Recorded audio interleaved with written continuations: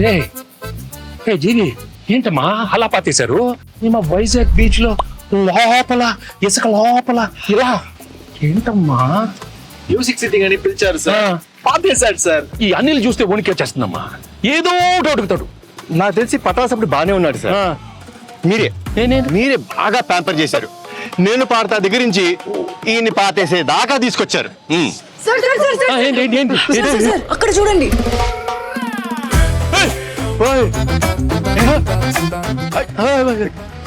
అనిల్ ఏంటి అనిల్ ఈ కత్తి? కత్తి లాంటి ప్రమోషన్ చేస్తున్నానని ఫ్యాన్స్ నా చేతిలో కత్తి పెట్టి ఈ తలపాగా పెట్టి కాన్సెప్ట్ కింగ్ అని ఒక బిరుదు ఇచ్చారు సార్. కానీ ఈ కత్తి చూడగానే ముహూర్తం రోజు ఒక కత్తి లాంటి ఒక వైరల్ ఐడియా చేయాలని. కానీ ఎన్ని ఎన్ని ఎన్ని ఐడియాలు నేనే ఇవ్వాలి? ఒక ఐడియా మీరు ఇవ్వచ్చు కదా. కత్తి లాంటి ఐడియా ఇస్తానమ్మా. అప్పుడు కత్తి మీ చేతిలో ఉండాలి sir. Can I know that idea sir? I'm very curious. All the best. Come on ideas. Yes, nice idea.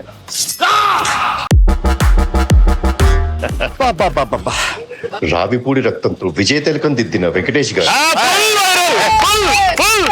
ఎలా ఉంది అనిల్?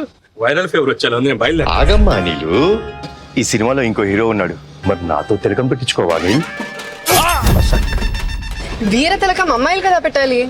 ఇద్దర్లో ఒక్కరు పెట్టండి ప్లీజ్. ఇద్దరం పెడతాం.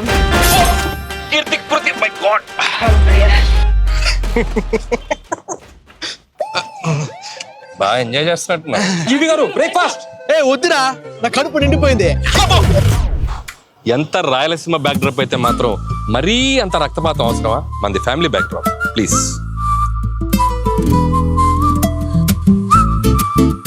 మేమంతా ఇప్పుడు కలిసాం, వచ్చే సంక్రాంతికి మిమ్మల్ని కలుస్తాం.